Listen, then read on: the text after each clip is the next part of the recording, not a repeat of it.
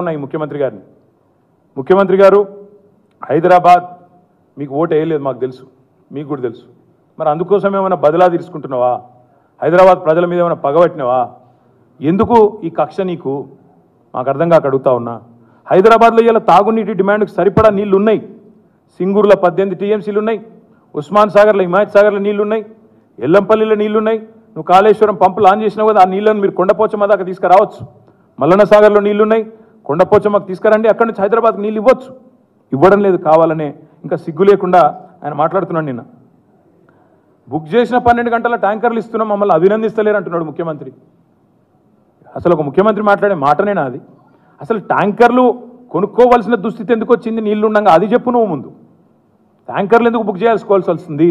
నాకున్న లెక్క ప్రకారం, నా దగ్గర ఉన్న లెక్క ప్రకారం ఓన్లీ హెచ్ఎండబ్ల్యూఎస్లో Hyderabad metro water supply and sewerage బోర్డులో మాత్రమే మార్చి నెలలో దాదాపు 1,30,000 ట్యాంకర్లు బుక్ అయినాయి ఒక్క హెచ్ఎండబ్ల్యూఎస్ఎస్బీలో. అది కాకుండా మళ్ళీ ప్రైవేట్ ట్యాంకర్లు లెక్కేస్తే మరొక 1,00,000 దాటుతాయి. అంటే ఒక్క హైదరాబాద్ పట్టణంలో ఒక్క మార్చి నెలలో, ఇంకా ఎండాకాలం పూర్తిగా ప్రారంభం కాకముందే దాదాపు 2,30,000 పైచిలకు ట్యాంకర్లు బుక్ చేసే దుస్థితి వచ్చిందంటే మరి ప్రజలు తమ జేబుల్లోంచి పెడుతున్న ఖర్చు ఎంత ఒక్కొక్క ట్యాంకర్కి? ముఖ్యమంత్రి గారు అది ఎవరు భరిస్తారు? మా ప్రభుత్వం ఉన్నప్పుడు మా గౌరవ సిటీ ఎమ్మెల్యేల విజ్ఞప్తి మేరకు ఆనాడు మంత్రిగా తలసాని గారు, డిప్యూటీ స్పీకర్గా పద్మారావు గారు, మా గాంధీ గారు, గోపి గారు, మా వివేక్ గారు, ఇంకా ఇతర ఎమ్మెల్యేలు కాలేరు గారు అందరూ రిక్వెస్ట్ చేస్తే, ముఠా గోపాల్ గారు రిక్వెస్ట్ చేస్తే ఆనాడు కేసీఆర్ గారు 20,000 లీటర్ల వరకు ఉచిత నీళ్ళు ఇచ్చాం. 20,000 లీటర్ల వరకు 12 లక్షల కుటుంబాలకు ఉచితంగా నీళ్ళు ఇచ్చిన ఘనత హైదరాబాద్లో మాది. ఇలా ఈ ముఖ్యమంత్రిని అడుగుతా ఉన్నా నేను, ఇప్పుడు ఈ ట్యాంకర్లకు నువ్వు బిల్లు కడతావా? నీ ప్రభుత్వం కడుతుందా? హెచ్ఎండబ్ల్యూఎస్ఎస్బీ కడుతుందా? సిగ్గు లేకుండా చెప్తున్నావే 12 గంటల ట్యాంకర్ ఇస్తున్నాను. ఎక్కడ కూడా 12 గంటల లోపల వస్తలేదు ట్యాంకర్. 3-4 వారం రోజులు, 3-4 రోజులు లేదా వారం రోజులకు ట్యాంకర్ బుక్ చేసిన తర్వాత నీళ్ళు వచ్చేది.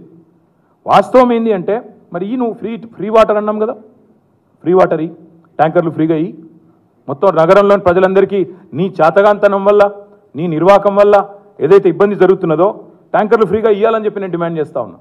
ఒక ట్యాంకర్ కూడా ప్రజలు డబ్బులు కట్టాల్సిన అవసరం లేకుండా మీరే ఫ్రీగా ఇవ్వాలా అని చెప్పి కూడా ప్రభుత్వాన్ని డిమాండ్ చేస్తూ ఉన్నా. నేను చివరిగా ఒకటే మాట అంటా ఉన్నా. కర్ణాటకలో నేను చూసిన మన వార్త, పాపం అక్కడ కూడా ప్రజలు ఇట్లే మోసపోయి కాంగ్రెస్ పార్టీని గెలిపించారు. ఆడ కూడా 5 గ్యారెంటీలు మన్ను మశానం అంటే గెలిపించారు. ఆడ ఈరోజు బెంగళూరులో పాపం చుక్క నీటి కోసం అల్లాడిపోతున్నారు, అక్కడ కూడా లైన్లు కడతా ఉన్నారు. అక్కడ ప్రభుత్వం నిర్ణయం తీసుకుందంట, ఎవరన్నా వాటర్ వేస్ట్ చేస్తే 5,000 రూపాయలు జరిమానా అని. మరి నేను అంటున్నా, ఈ ముఖ్యమంత్రి గారు కల్పతరువు లాంటి కాళేశ్వరం ప్రాజెక్టును పండుకోబెట్టి హైదరాబాద్లోని సమీపంలోని రిజర్వాయర్లు నింపక ఇవాళ మీ కక్షతో, రాజకీయ కుట్రతో రాష్ట్ర ప్రజలను బలి చేసినారే, ప్రజల ప్రాథమిక హక్కైన మంచినీళ్ళు ఇవ్వకుండా సతాయించినారే. మరి మేము కష్టపడి నిర్మించిన ప్రాజెక్టులను కూడా ఇవాళ ఆగమాగం చేసి నీటి నిర్వహణలో కూడా విఫలమైనరే, నీళ్ళు ఇవ్వకుండా సతాయించినరే. మరి మీ అసమర్థతతో ఇవాళ రాష్ట్ర ప్రజలు గొంతెండేటట్టు చేసినరే. నీటిని వృధా చేస్తేనే 5,000 రూపాయల జరిమానా వేస్తే ముఖ్యమంత్రి గారు, మరి నీళ్ళను ఎత్తిపోయకుండా 100 రోజుల సమయాన్ని వృధా చేసినందుకు ఈ ముఖ్యమంత్రికి, ఈ ప్రభుత్వానికి ఏం జరిమానా వేయాలో ప్రజలు ఆలోచించాలని చెప్పి నేను విజ్ఞప్తి చేస్తా ఉన్నా. అందుకే మళ్ళీ అంటా ఉన్నా, ఇది కాంగ్రెస్ తెచ్చిన కరువు తప్ప కాలం తెచ్చిన కరువు ఎంతమాత్రం కానే కాదు. ముమ్మాటికి ఇది రాష్ట్ర ప్రజలందరూ కూడా ఆలోచించవలసిన సందర్భం. హైదరాబాద్ నగర ప్రజల తరపున నేను డిమాండ్ చేస్తున్నా, మీరు వెంటనే ఉచితంగా ట్యాంకర్లు ఇవ్వండి. ఇది మీ చేతగాంతనం వల్ల వచ్చిన పరిస్థితి. ప్లస్ వెంటనే ప్రాజెక్టుల గేట్లు ఎత్తండి, సింగూరులోంచి నీళ్లు తెండి, ఉస్మాన్ సాగర్ వాడండి, హిమాయత్ సాగర్ వాడండి. అదేవిధంగా కాళేశ్వరంలో ఆల్రెడీ పంపులు ఆన్ చేసినారు. మీరు నిన్న మొన్నటిదా కొట్టుకుపోయిందన్నారు, ఇప్పుడేమో పంపులు ఆన్ చేసినారు. కొండపోచమ్మ నింపండి, మల్లన్న సాగర్ నింపండి. హైదరాబాద్ ప్రజల గొంతు, అదేవిధంగా రాష్ట్ర ప్రజల గొంతు ఈ ఎండాకాలంలో మరి తప్పకుండా మీరు క్షమాపణ చెప్పి మరి వారి గొంతును ఎండకుండా చూసుకోవాలని చెప్పి కూడా రాష్ట్ర ప్రభుత్వాన్ని డిమాండ్ చేస్తూ, మా నగర ప్రజల తరపున కూడా రాష్ట్ర ప్రభుత్వం యొక్క దుర్నీతిని ఎండగట్టే విషయంలో మేము కూడా చూస్తున్నాం. అవసరమైతే జలమండలి దగ్గర కూడా ధర్నాలు పెడతాం. ఇంకొక మాట కూడా చివరిగా నేను చెప్పి ముగిస్తాను. మొన్న నేను రసూల్పుర పోయినా కంటోన్మెంట్లో, అక్కడ స్వరూప అని ఒక మహిళ వచ్చింది. అన్న మీరున్నప్పుడు 20,000 లీటర్లు ఫ్రీగా వచ్చేది, ఇప్పుడు నాకు బిల్లు వస్తున్నది, గత సంవత్సరం బిల్లు మొత్తం ఒకటేసారి పంపినరు అన్న, నాకు 8,000 బిల్లు పంపినరు అని చెప్పి వారు బిల్లులు తీసుకొని వచ్చి మరీ చూపెట్టినారు. నేను రాష్ట్ర ప్రభుత్వాన్ని హెచ్ఎండబ్ల్యూస్ నుండి డిమాండ్ చేస్తా ఉన్నా. మున్సిపల్ మంత్రి వేరే లేరు, రేవంత్ రెడ్డి గారే ఉన్నారు కాబట్టి వారినే డిమాండ్ చేస్తున్నా. మీరు మీ హెచ్ఎండబ్ల్యూఎస్ఎస్బికి ఆదేశాలు ఇవ్వండి. తక్షణమే ఈ ప్రజలను ముక్కుపిండి బిల్లు వసూలు చేసే పద్ధతిని విరమించండి. ఫ్రీ వాటర్ అని చెప్పి గవర్నమెంట్ ఆర్డర్ ఉంది, మీరు దాన్ని వయలేట్ చేసి ఇవాళ ప్రజల ముక్కుబిండే విధంగా బిల్లులు వసూలు చేయడం అనేది అన్యాయం. వెంటనే తక్షణమే ఆ బిల్లులు ఏవైతే ఇష్యూ చేసినరో వాటిని రద్దు చేయాలి. ఫ్రీగానే 20,000 లీటర్లు ఇవ్వాలి, ఫ్రీగా ట్యాంకర్లు ఇవ్వాలి. నీ ప్రభుత్వం ముందుకు వచ్చి ప్రజలకు క్షమాపణ చెప్పాలని చెప్పి కూడా నేను డిమాండ్ చేస్తాం.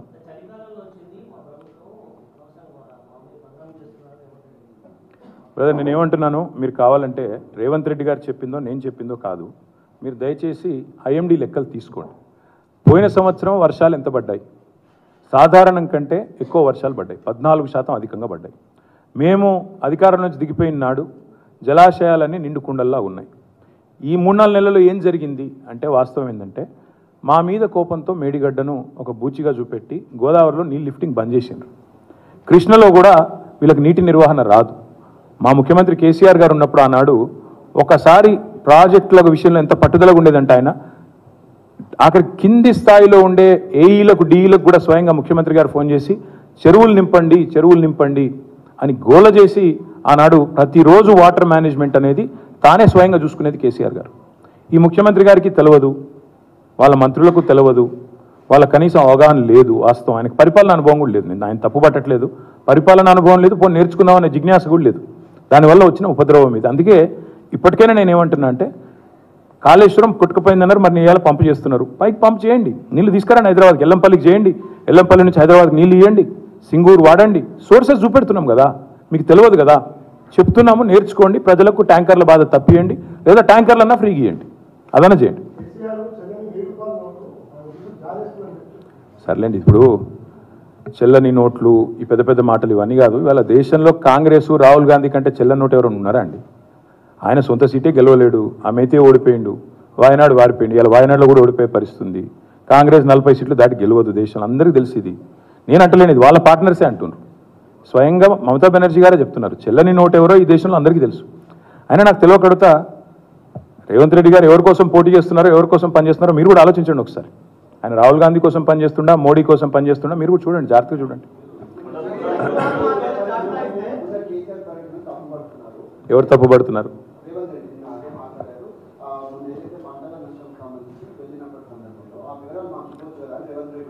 అదే ఇప్పుడు నెక్స్ట్ టైం ఏం చేస్తామంటే బ్రదర్, మేము ఎవరు ఎక్కడెక్కడ ఆత్మహత్య చేసుకోబోతున్నారో ముందే మేము మా దివ్య దృష్టితో కనుక్కొని రేవంత్ రెడ్డి గారికి చెప్తాము.